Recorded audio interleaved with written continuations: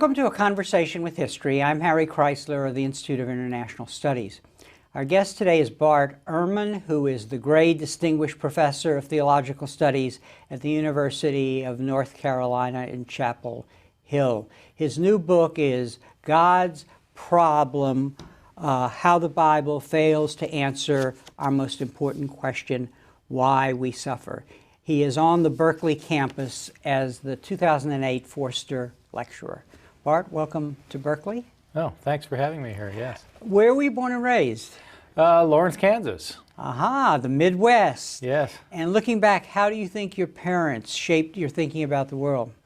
Well, it was a fairly conservative time and place. So I was born in the mid-50s, and Lawrence is a university town, so I think it is a little more progressive than a lot of the rest of Kansas. But basically, it was a pretty conservative upbringing. And what sort of conversations do you have around the dinner table? Politics or religion, the Bible? Yes, and yes. And so, yeah, my parents were quite interested in all of the above. Uh-huh. And when did you come to the conclusion that you might be interested in religion? I guess you became born again, as you describe in your book, in high school. Yeah, I had a religious upbringing. We attended an Episcopal church when I was a child, and we were active in the church. But then when I was in high school, I started attending a Youth for Christ club, which was in the high school. And looking back, it seems a little strange to me that I needed to be born again. I'm not sure what I was being born from, since I already was a religious Episcopalian. But I think the idea was that I needed to have a personal relationship with God through Christ. And so that's what happened then when I was maybe 16 years old. And I became a very committed and hard-hitting evangelical Christian. Mm-hmm. And I gather that you see the origins of your commitment to scholarship during the same period. I believe you say you became ill in high school, and tell us what happened as a result. Well, yeah, I wasn't a brilliant scholar in high school. I was fine. I did well. But I actually, between my junior and senior years in high school, I was playing baseball actually, and I got sick. I got hepatitis, and it kept me from playing baseball, and it kept me homebound. And I decided to start working on the debate topic for that year. I was on the debate team, and I threw myself into it the way I had thrown myself into athletics before this. And after a while, I was just completely absorbed by the idea of books and reading and knowledge and research. So I trace my becoming a scholar to that moment in my life when I really became intensely involved with a high school debate topic. Mm-hmm. And then where did you do your undergraduate work? So then, since I had this born-again experience, I thought that to be a really committed Christian, I needed to have Christian training. And so my options were to be on the debate team at Kansas University or to go off to a Christian school. I decided that I really wanted to be committed, and so I went to Moody Bible Institute in Chicago, which was a 3-year degree program where I studied Bible and theology. Graduated from there, and then I went to Wheaton College in Illinois, which is Billy Graham's alma mater, to finish out my degree. Mm-hmm. And then from there it was on to graduate school at Princeton at the seminary, or the theological studies program there. Yeah, that's right. So when I was at Wheaton, I took as my foreign language Greek. I wanted to do that because the Bible is written in Greek. The New Testament is written in Greek, and to understand it fully, of course, you need to be able to read it in the original language. And so I took Greek at Wheaton, and it turned out I was pretty good at it. And I decided I wanted to do my graduate work on the Greek manuscripts of the New Testament. And as it turns out, the leading expert of that in America taught at Princeton Theological Seminary, a man named Bruce Metzger. And he was at the end of his career, and I wanted to study with him. And so I went to Princeton Theological Seminary, and the only degree option for me there was a divinity degree. So I was actually trained to be a minister. But I was really more interested in the academic side of things, and continued on then and did a PhD there in the Greek New Testament. Mm-hmm. And along the route of your education, religious studies, did you have any mentors other than Metzger that really influenced you, that kind of narrowed the focus of where you wanted to go in your research? I had a number of people. My Greek teacher in college, a fellow named Jerry Hawthorne, was very influential on me, and I had several other professors at Princeton Seminary. Most of them were New Testament scholars, and they were of varying degrees of theological persuasion. Some of them were rather conservative, as Bruce Metzger was. Others were on the other side of the theological spectrum, and so I think I was exposed to a wide range of things there that otherwise, prior to that, I hadn't been exposed to. Mm-hmm. And after you getting your degree, you were actually a minister to a congregation in Princeton, New Jersey? That's right. I was the pastor of the Princeton Baptist Church for a year. It was when I had actually started my teaching. I graduated from Princeton Seminary with my PhD, and I started teaching at Rutgers University. And while I was doing my teaching, I was also for 1 year the pastor of this American Baptist Church. It wasn't a conservative Southern Baptist church. It was a fairly liberal. By this time, I had become fairly liberal in my views of things, so I pastored this church for a year. Yeah. So help us understand what an academic committed to theological studies or a scholar of the literature of the Bible, what is it exactly that you do? Yes, right. Good question. So I think roughly speaking, very roughly speaking, there are two kinds of people who do the sorts of things I do. There are some people who are theologically oriented, who teach in divinities and seminaries, who are in the business of training people to be ministers. And so those are the kinds of professors that I studied with, people training ministers. But also within, there's another type of scholar who works outside of a divinity context. And that's where I started working at Rutgers University, which is the State University of New Jersey. It's a secular university. And after teaching there, I've been teaching since 1988 at University of North Carolina at Chapel Hill. These are, in this context, religion professors are teaching about religion rather than trying to affirm religion or trying to convey religion.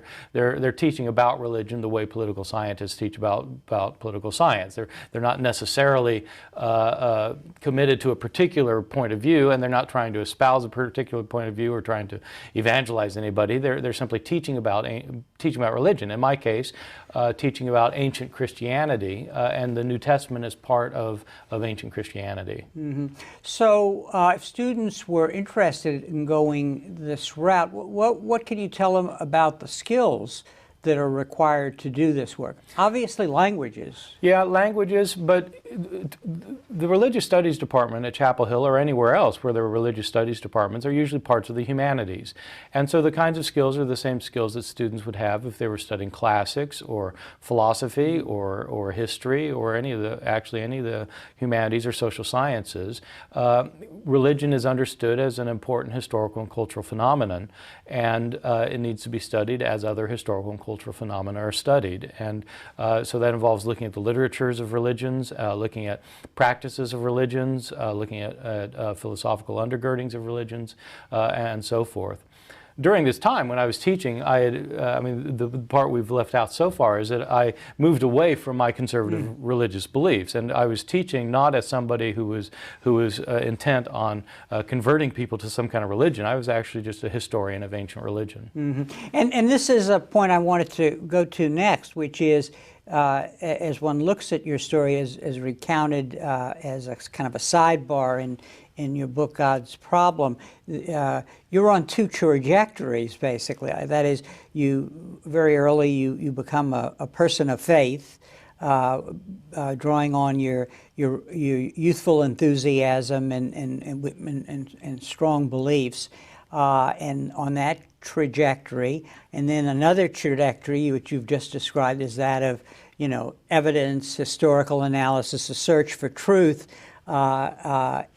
in the secular way of doing these things at the university. And I get the sense that at a certain point, these two trajectories weren't going on a parallel course, that they crossed in one way and you chose the other. Talk a little about that. Well, no, that's exactly right. I think I got interested in pursuing the study of religion when I was a born-again Christian and was interested in knowing more about this faith.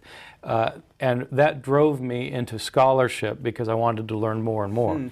But the more I pursued scholarship, the more I saw that scholarship at many points was at odds with my religious convictions.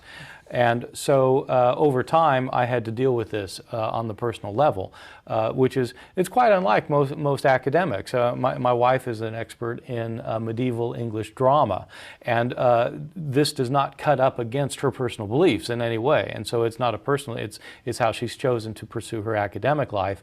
But in my case, my academic life was originally driven by personal religious convictions, and then came to create tension with my personal religious convictions, and something had to give, and what gave were my convictions. And it struck me as I was reading your book that there's an element of courage involved in the path that you took, and by that I mean you must have believed, and you must have believed strongly, and then these two worlds clashed in a way, and at a certain point you have to confront yourself in the mirror and say, well, you know, I have to wonder about this. Yes, well, as it turns out, it's very difficult emotionally to move away from a religious perspective, religious worldview that you've held deeply.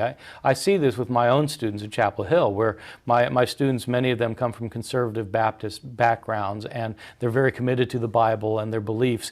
And when I teach the New Testament from a historical perspective, bracketing the question of belief, and they learn historical information about the New Testament, it actually confronts them with things that they're not comfortable with, and it does create a good deal of emotional turmoil that is fairly unusual in the world of academics, I think. But if one is going to be a serious academic, one needs to, of course, engage in the study, and things fall out as they do. Yeah. In looking at your work and the textual analysis you do in the course of this book and some of your other books, which I looked at, it's very clear that comparative historical studies are very important as you look at these texts. And I want to talk a little about that, because it seems to be very important. So you're looking at a work that we know as the Bible or some piece of it. And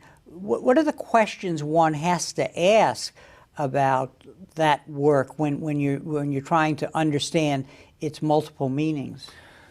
Yeah, the study of the Bible, especially the New Testament, which is what I'm particularly expert in, is a complicated affair, because a lot of people read the New Testament and a lot of people have opinions about the New Testament, but scholarship on the New Testament tends to be different from the popular reading of the New Testament, in part because, just for the reason that you mentioned, that to understand the New Testament, one really has to situate it in its own historical context.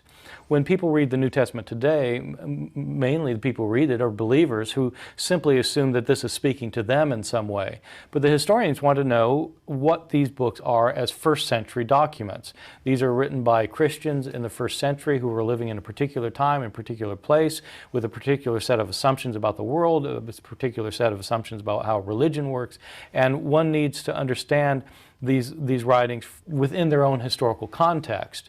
And once one does that, once one engages with these books from a point of view of history, they start looking very different from the way that they look to just simple believers who are reading the text for personal reasons.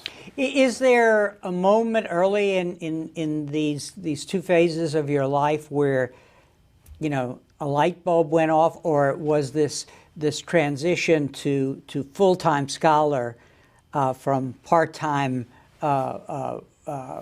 evangelical, was this the culmination of years, or was there some moment that came? And here I'm not as much interested. We'll talk a minute about how you watch suffering and how that was a key point. But really, I'm interested in the contrast between these two worlds. Yeah, well, there were a number of aha moments for me when I realized that there's a tension here. And one of the early ones, it sounds a little bit silly now looking back on it, but I had done a term paper for a class I was taking. In seminary, one takes courses on a book of the New Testament will be the entire course. And so I was taking a book on the exegesis or the interpretation of the Gospel of Mark. And one of the problems with the Gospels that historians have long noted is that there are a number of discrepancies among them and contradictions, and they have different perspectives, and how does one grapple with this? And I wrote a term paper on a specific passage in the Gospel of Mark. It's a tiny little detail, but there's this passage in Mark where Jesus' disciples are accused by the Pharisees of eating grain on the Sabbath. And Jesus tries to defend them by saying that these Pharisees should remember what happened when King David went into the temple and ate the showbread, which is only supposed to be eaten by the priests. And they did this when Abiathar was the high priest. And so Jesus backs them down with this reference to the Hebrew Bible. The problem is that when you actually read the Hebrew Bible passage about this in the book of Samuel, it's not Abiathar the high priest who is reigning at the time, it's his father Ahimelech. And so I wrote this 35-page paper trying to explain how it was that even though Mark said it was Abiathar that was the high priest, in fact what he meant was that it was Ahimelech. In other words, I was trying to reconcile a contradiction. And I spent 35 pages of detailed interpretation dealing with the Greek text and the grammatical problems of the Greek text in order to argue this point. And at the end of this paper, my professor, who is a very pious Christian man, simply wrote a comment where he said, maybe Mark made a mistake. I see. And it just blew open the whole thing for me. I realized I'd gone to all this effort to try and show that, in fact, there's not a contradiction here, but it's just much simpler to say it's a mistake. And once that happened, I started realizing that, in fact, there are a lot of mistakes in the Bible. Contradictions, discrepancies, different points of view. Different authors have different things that they have to say about fundamental issues, about who Jesus is, who God is, what salvation is. And so that the Bible is not a unified monolith. In fact, it's a book that has lots of different points of view represented in it. And this is an important point because you're dealing with a problem of the human author.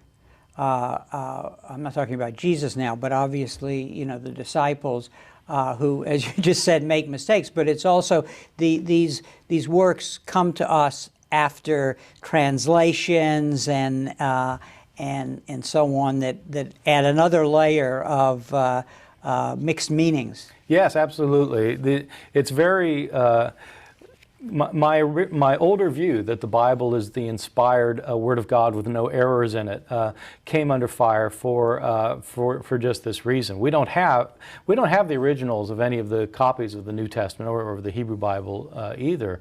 What we have are copies that were made centuries later in most cases by scribes, some of whom weren't very good, and these copies that we have all have changes in them. This is what my earlier book on misquoting Jesus was about, is that we have thousands of copies, and these thousands of copies have hundreds of thousands of differences in them.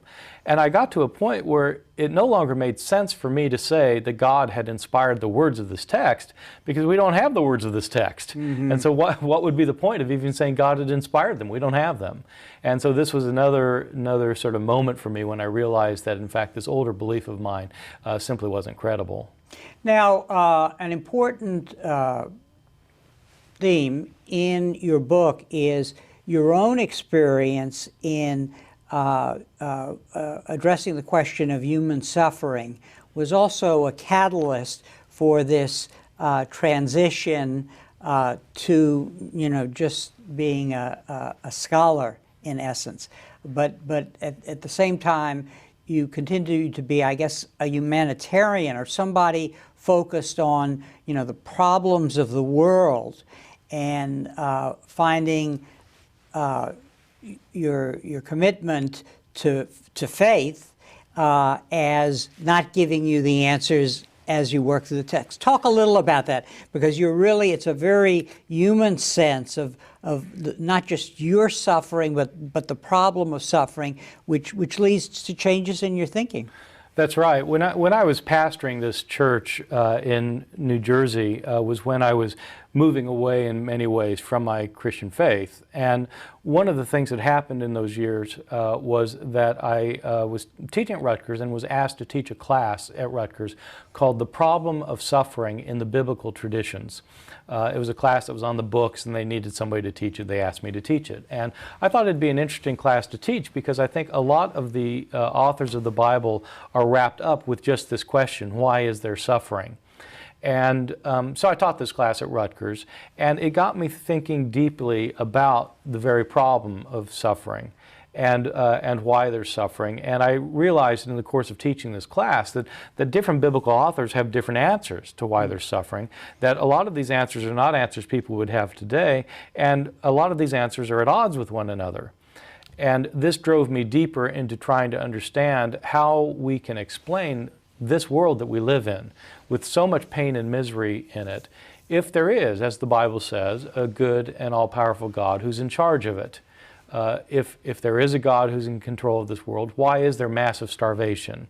Why are there hurricanes? Why are there tsunamis? Why are there earthquakes? Why are there genocides? Why is there a Holocaust? I mean, all of these things became very pressing issues for me as I started thinking more and more about the world and the relationship to some kind of true God, ultimate God. And when you were a minister, you mentored and nurtured a Cambodian family, and you talk about that in the book. Tell us a little about that, because that was kind of a personal way that this hit you. Yeah, it was actually right after I stopped being the pastor of this church in New Jersey. I decided that I wanted to be involved in some kind of social work, and I hooked up with the Lutheran Social Services. And they had me tutor a family, a Cambodian family, in English as a second language. And so every week I would go over to this family's apartment in Trenton, New Jersey. The fellow's name was Marseille Noon, and his wife Sufi, and we would spend an hour or two working on English. And as I worked with them over the weeks and months, it became clear they had gone through horrible suffering themselves. They had been in Cambodia during the purge of the Khmer Rouge and had lived in Phnom Penh and had been driven out of the city with everyone else when they depopulated the cities in Cambodia, and had been put on in slave labor camps. And as I talked with them more, I realized just the horrors they had gone through. It very much like the movie The Killing Fields. And they had escaped finally. Marseille had tracked down his wife and children, and they escaped under cover of night over the mountains into Thailand, and had been put into a refugee camp, and then had been brought to the United States by the Lutheran Social Services.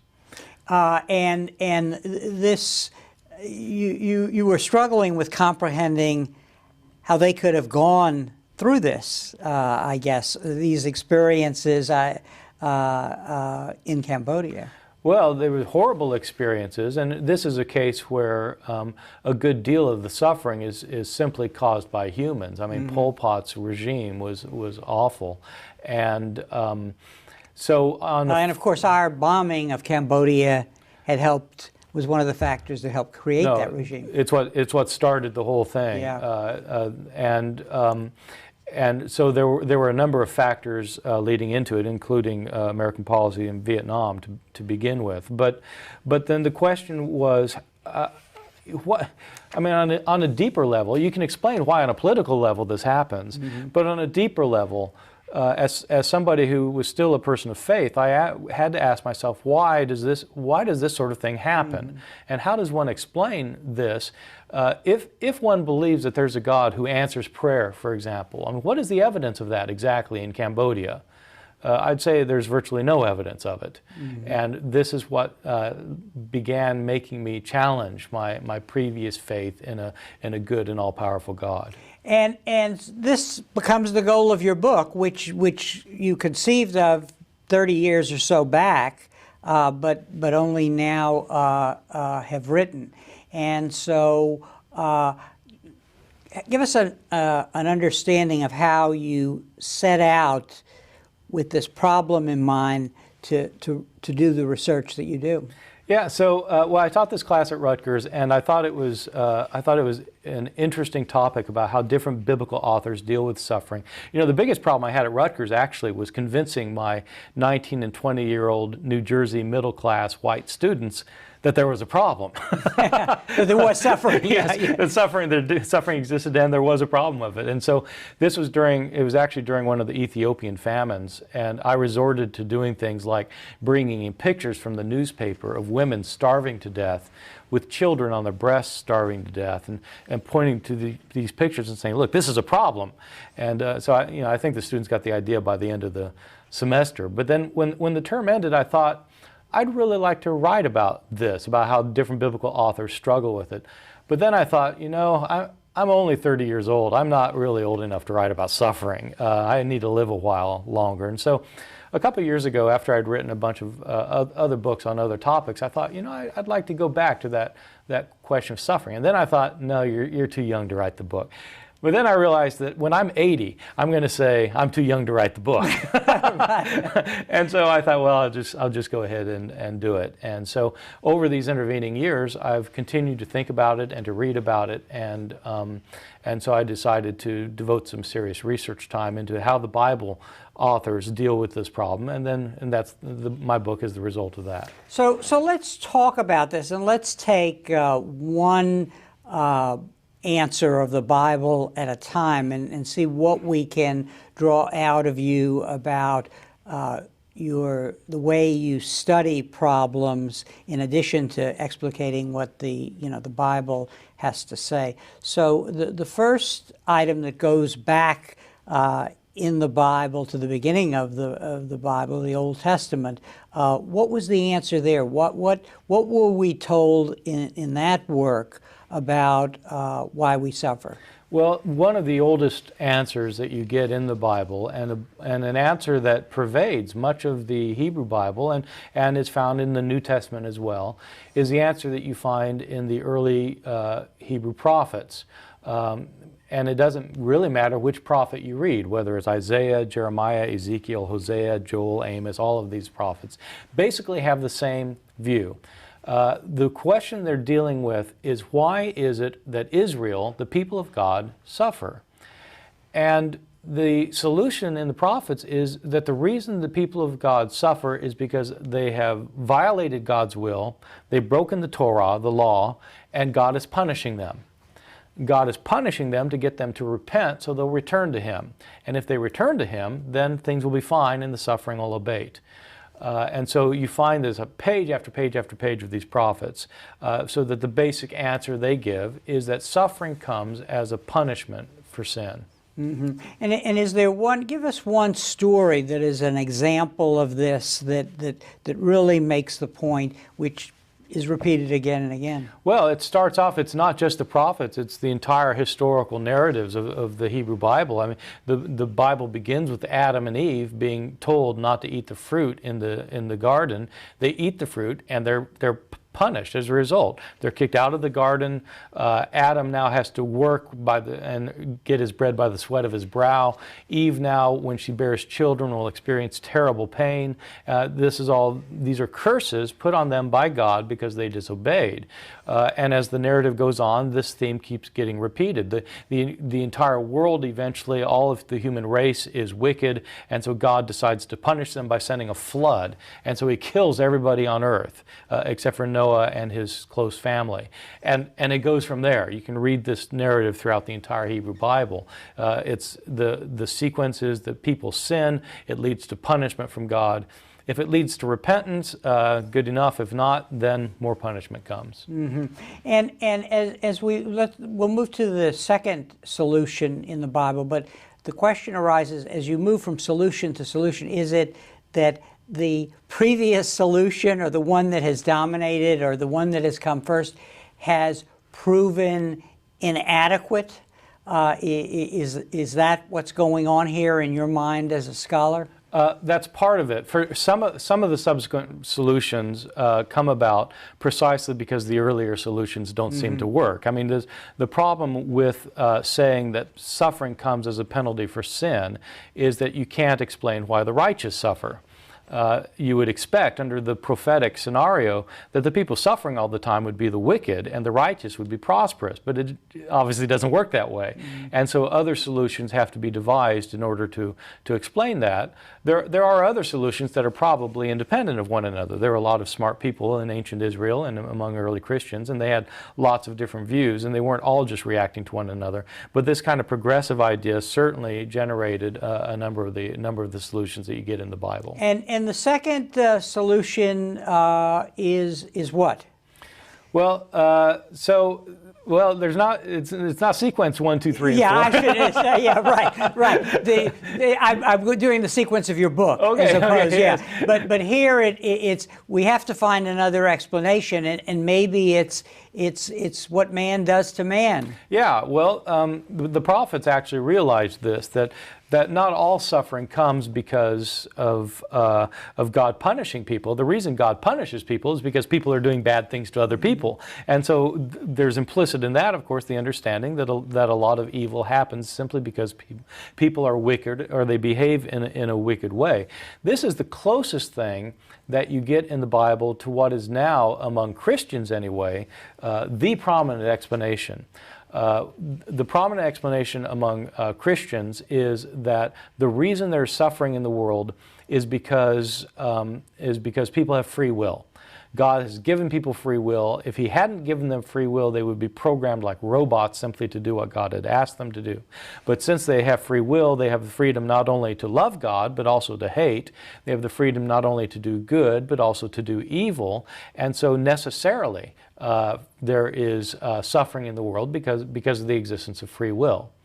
And so the Bible doesn't quite go at it in those philosophical terms, but it certainly understands that human beings can do nasty things to other human beings, and that's one of the reasons there's so much suffering. As you're looking at these answers, and you pointed out that there were bright people in these religious communities who were thinking about these issues, but what other things should we look at, you as a historian, in terms of their social milieu, the historical forces at work? One of the things that comes up again and again is this was all happening in areas of the world that were being conquered by one empire after another. Yeah, well, it's not an accident that the biblical authors are so taken up with suffering. I mean, because of precisely because of their historical situation.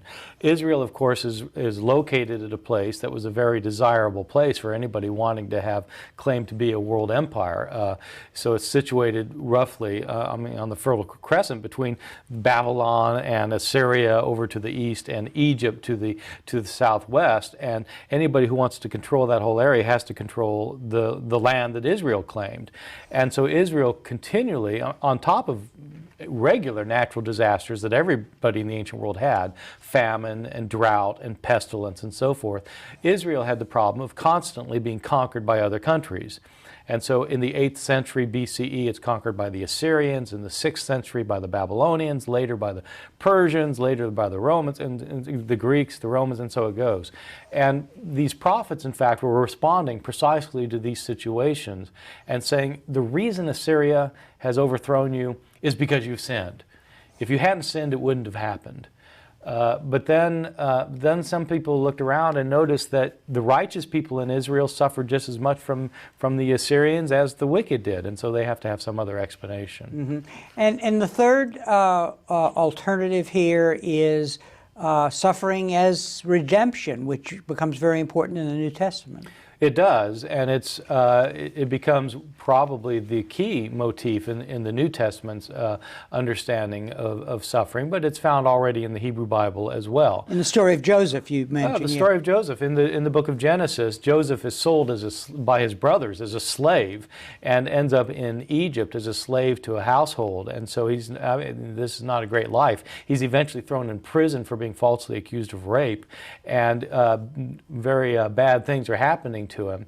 But the way the story works is that God is working behind the scenes all along the way, so that at the end, Joseph is elevated to a position of power in the government of Egypt, and he's able to bring salvation to his family that's starving to death back in Palestine. And they come to Egypt, and he's able to provide them with what they need. And so they are saved from a dire famine because of Joseph's suffering indirectly. And so suffering can sometimes have a silver lining, or sometimes suffering actually brings salvation of some sort. That's the view that gets picked up, of course, in the New Testament, where Jesus himself suffers for the sake of salvation. And so in that view, salvation is the result directly a result of suffering. Mm-hmm. And then we move, well, not sequentially, but another alternative here is that God is all powerful, and we have to accept that. And you find this in Job. Job is a very interesting book, and of course, any book that talks about suffering in the Bible has to talk about Job. Mm-hmm. What people frequently don't understand about Job, I'd say most readers of Job don't understand, is what scholars have recognized for a very long time, which is that Job actually has two different authors with two different books that have been put together into one book. And so the book people are familiar with is the beginning and the end of the story, where you have Job, who's a very righteous man, and because he's so righteous, he has thousands of cattle and thousands of sheep. He has a great family, 7 sons, 3 daughters, and he's got a terrific life. And the Satan, the sort of the devil's advocate up in heaven, tells God that the only reason Job is righteous is because he's getting everything out of it. And God and Satan, in effect, have a bet that the Satan can get Job to curse God. And the Satan does his worst. It doesn't happen. Job doesn't curse God. He's a patient sufferer, even though everything is taken away from him. His camels, his sheep, his possessions, his children are killed. Everything is taken away, but he still doesn't curse God. And so then God rewards him. He rewards him by giving him back twice as much of everything he had before. So he gets twice as many sheep, camel, servants. He gets 10 children back and dies a happy old man. So in this view of suffering in Job, suffering comes as a test of faith. Will you remain faithful even if things aren't good? And if you do, then you'll get rewarded. That's a powerful story. I find it offensive, actually, in part. What I find especially offensive is this idea that Job could be given back 10 other children, as if the murder of 10 children, that can be made all right by the substitution of 10 additional children. I find that completely offensive. But that's one of the views of Job, this narrative at the beginning and the end. What people don't realize is that the middle part of Job is written by somebody else. It's not written as a story. It's written as a poem, as a series of poems in which Job and his 3 so-called friends have dialogues about why Job is suffering. And the friends take the prophet's point of view, that Job is suffering because he's done things wicked and God's punishing him. And Job insists he's not wicked. He's innocent. He hasn't done anything wrong. And after chapter after chapter of them going back and forth, Job finally demands that God appear to him so that he can state his case and show that he doesn't deserve this. And God appears out of the whirlwind. But instead of explaining to Job why he suffered, Job, well, it was actually a bet that I had with Satan, or it was a test to see if you'd be strong, but you've passed the test. Or instead of giving some explanation, what God does is he overwhelms Job with his power. And he begins by saying, where were you when I laid the foundations of the earth? And he starts in on Job, telling him that he's almighty and Job is a mere peon. And basically he squashes Job in the dust. And Job ends this poetry by saying, I repent in dust and ashes. Well, he repents. He didn't do anything wrong. But since God is almighty and Job is a mere mortal, he has no right to question the Almighty about why he's suffering. So that's the answer to the poetry of Job. It's interesting here because of the textual analysis you're doing in the work of your scholarship, you actually unravel layers of subtlety and complexity here, which which is interesting. I'm just commenting. It's a Yeah, well, comment. I think to understand Job, without that kind of unraveling of its different parts, Job doesn't make any sense. Yeah. But I think when you look at it in this way, that you actually have two different authors whose books have been spliced together, and you realize that in fact the patient Job of the beginning and end isn't the impatient Job of the poetry, and that the view of suffering at the beginning and end isn't the view of the middle of the book. It actually then makes better sense. Now, Ecclesiastes and the vision there is the one that you seem most to relate to. Yeah, I do. I think the Book of Ecclesiastes is maybe underread. It's a terrific little book. It claims to be written by Solomon, the wisest man ever to have lived. But in fact, it was written hundreds of years later. Scholars who are linguistic experts in Hebrew can date books on the basis of the style of the writing. It's pretty clear this is a later book. Somebody claiming to be Solomon who wasn't. The point of the book can be found at the very beginning, where the author says, "Vanity of vanities, all is vanity." The word vanity is a Hebrew word, hevel, which means it's something like the mist that's around for a little while and then burns off and it disappears. So it means something that's transient, temporary, impermanent. And that's what all of life is. This world goes on and on and on. Nothing ever changes. There's nothing new under the sun. But we're here just for a little while. And so what does one do with that? Well, the Book of Ecclesiastes looks around and sees there's no justice. And he looks around and sees we're not here for long. And his conclusion is we should eat and drink and enjoy our toil and enjoy our spouse. He believes that you should grab the simple pleasures in life for as long as you can, because this life is all you have. There's no afterlife. This isn't a dress rehearsal for something else. It's not a dry run. This is it. And so you should enjoy life for all it's worth while you can. One of the solutions that you discuss has appeared to have greater relevance in our time because of the way it appears to have intruded on American politics. And here we're talking about the apocalyptic vision to solve this problem, to explain suffering by the notion of apocalypse. And your analysis points to the way that this appears initially in the Old Testament, in the book of Daniel.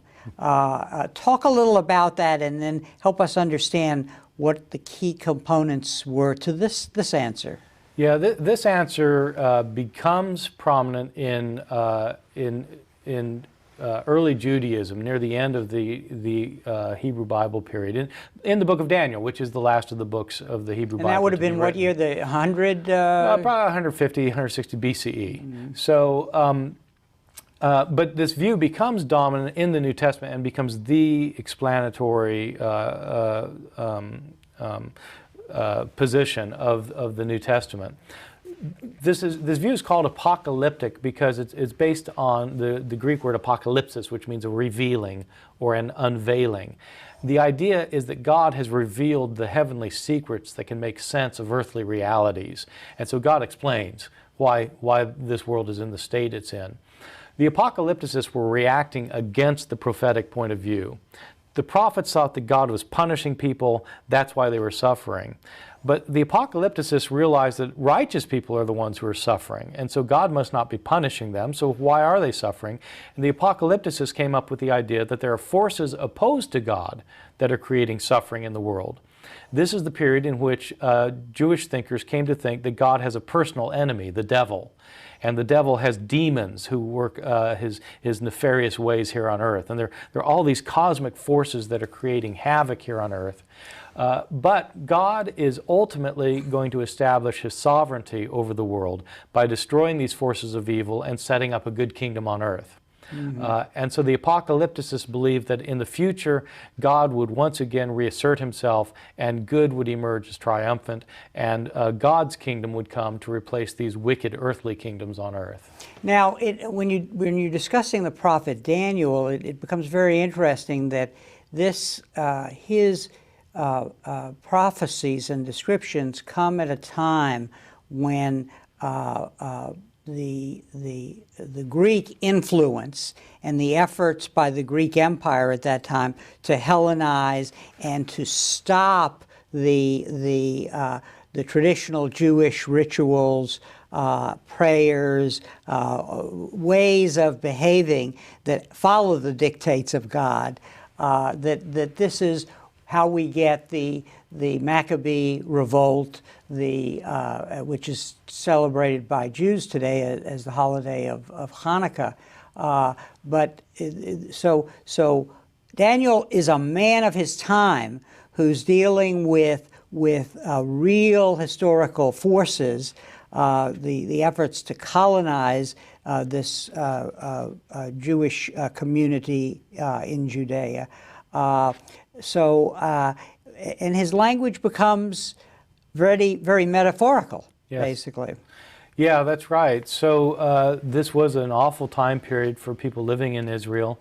The monarch of Syria, who was trying to Hellenize, trying to make Israel Greek, basically outlawed the possibility of following Torah.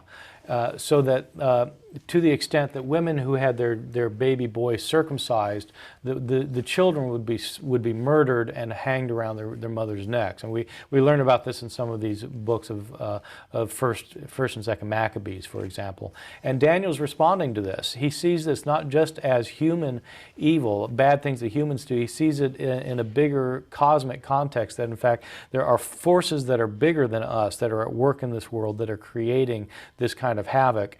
And since these are cosmic forces, they need to be dealt with on the cosmic level. God himself is going to intervene and destroy these forces of evil and get rid of the evil kingdoms to set up his good kingdom on earth. Now, and you suggest that when you look at what they're writing, it's very, on the one hand, very descriptive.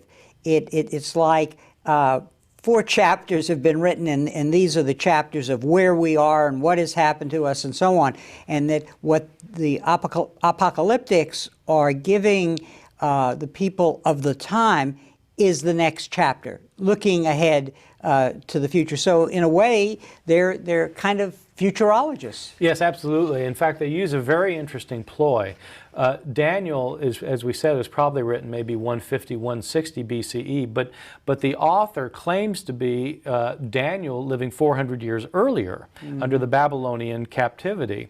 And so this author, pretending to be Daniel 400 years earlier, predicts what's going to happen in the future. But as he's predicting what's happening in the future, the real author, of course, is recounting what's already happened in the past. So that the reader reads this and thinks that this ancient person was correct about all of his predictions. But the author then goes on to predict what's going to happen next. And the reader doesn't realize that now he's changed gears and is talking about what's going to happen in the future. The author thinks the whole thing, the reader thinks the whole thing has been a prediction. But this then provides validation for his predictions of this good kingdom that's going to come, in a matter of months. And so it provides hope for readers that in fact this has all been foreseen, it's all been according to plan, it's all under God's sovereignty, and if we hold on for a little while longer, it'll be okay. Why do you think that these kinds of visions have taken on a new influence, a new power, and not just today, but in recent years in our culture, and had such a political impact? Well, it's a very good question. There continue to be people today who think that some kind of apocalyptic scenario like this is going to be played out. When I was in college in the 1970s, the best-selling book in the English language, this isn't widely known, the best-selling book in the English language, apart from the Bible, was a book called The Late Great Planet Earth by Hal Lindsey, which was an apocalyptic scenario about what was going to happen when war broke out in the Middle East, and the Soviet Union was going to march in, and there was going to be a confederate of European nations that came in to oppose the Soviets, and a nuclear holocaust was going to happen. And this was told as a prediction of what really was going to take place based on prophecies of the Bible, the Book of Daniel, the Book of Revelation, and so forth. This was an extremely popular book. Millions and millions of copies of this thing were read and believed. And and in our day, the Left Behind series, many people watching the show may not know the Left Behind series, but it was extremely popular. It sold more copies than the Da Vinci Code. And people believe that there's going to be this apocalyptic. And I think it's a very interesting question why it is, especially in American Christianity, that it's believed that this apocalyptic moment is going to happen. You know, that people are so dissatisfied with this world that they think that it's controlled by Satan and his henchmen and that God's going to do something about it. It's a very interesting question what exactly the appeal is. And is it that in some ways, I want to be careful here, that the elements of this make sense at one level, and that if people are people of faith who are looking for explanations of what's going on in the world, and they're not sort of grounded in political analysis or economic analysis, that one can see them making that leap, and when you get a work that purports to put everything together, yes, then you've got an audience. Yeah, absolutely. These apocalyptic scenarios, as painted in the Bible, the New Testament, for example, they speak about awful natural disasters. There'll be earthquakes, and there'll be hurricanes, and they lay out all these disasters. There'll be wars and rumors of wars, and of course, every generation has had earthquakes and hurricanes and tsunamis and wars and rumors of wars. And so people who read the Bible literally think, oh, this is talking about our day. And so this happens if you go into a conservative evangelical Christian bookstore today, you'll find shelf after shelf of prophecies coming fulfilled. You know, this was going to happen to Israel, and this has happened. You know, there were supposed to be disasters, and look what happened. We have tsunamis, we have Katrina, etc. And so things are being fulfilled in our own day. Mm-hmm. Given your background as a person who brings historical analysis to these texts, you seem to be in a unique position to address a very important question, namely, how are people of faith drawn to the present situation in a more progressive way, so that their faith leads them to be concerned about the environment, so that their faith leads them to the humanitarian concerns that are a theme throughout your book. And I'm curious, does your perch, your portfolio as somebody who starts as a person of faith, moves away from that, but continues to study, these issues as they appeared back in time, and contributes to the interpretation of text? Is there an answer there that you can help us see a way toward? Yeah, I think one of the most hopeful signs on the religious scene is that a large number of people on the religious right have taken up important social issues. The reason this is a hopeful sign is because the apocalyptic scenario that I just painted out has often led to social complacency. If the end is coming and God's going to make right all that's wrong and God is going to resolve all of our problems, then there's no point in us really sort of doing much about it now, because we can't do much about it. But Christians of the far right have started realizing that, in fact, if God is going to do this in the future, we ought to be doing something about it now. And so you find people who are typically conservative Christians who are now supporting things like environmental issues, global warming, and concern for world poverty and issues like that, which have traditionally been more liberal issues, but they're being taken up by these conservative Christians because they realize that their theology, in fact, virtually requires them to be concerned about these things.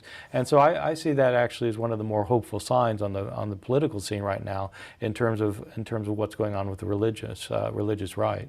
How do you advise students to prepare for the future? Because presumably it's not just students who want to become ministers who are in your classes at the University of North Carolina, but also people of faith who want to deal, with the problems of the world. Is there some advice that you would give them in terms of their studies in preparing to address those problems? Yeah, the strange situation that one is in, teaching religion in a secular institution, is that you're teaching a subject about which you can't promote a particular aspect of your subject because of the separation of church and state. So I do get students who are planning on going on to ministry, but by far my students are simply people who are taking a class because they're interested in taking a class in the New Testament, along with their classes in philosophy and history and classics or whatever. But what I try to do in my classes is actually fairly basic. I mean, I do try to get students to understand that you have these different perspectives in the Bible. Whether you're a person of faith or not, the Bible contains a lot of different answers to a lot of different issues. So that I'm trying to get them to see that you can't simply, rest on the Bible the way that many of my students in North Carolina think they can do. But basically what I'm trying to do is to do what I think every university professor needs to do, which is to get students to think more. And teaching Bible in the South is a perfect way to get this to happen, because students come in with a vested commitment and interest in the subject matter, unlike almost any other subject they're taking. And if you disabuse them of many of their perspectives and their assumptions, it forces them to think. So that they have to come up with solutions themselves for things that otherwise they thought were going to be handed to them on a silver platter. This makes them, I think, not only more interesting and more able to deal with religious diversity, but also with political diversity, for example. Instead of simply accepting what their parents told them about the political situation, they're forced to think about it. And so that's really kind of my strategy, I think, is to get students to reflect on big issues and to realize that there are multiple views represented, and that one has to come to some kind of decision based on rational thought about what position one wants to take, whether religiously, politically, economically, or anything else. Well, on that note, Bart, I want to thank you very much for being here. Let me show our audience your book again, which has actually been on the bestseller list, God's Problem. And I want to thank you again. Okay, well, thank you. And thank you very much for joining us for this conversation with history.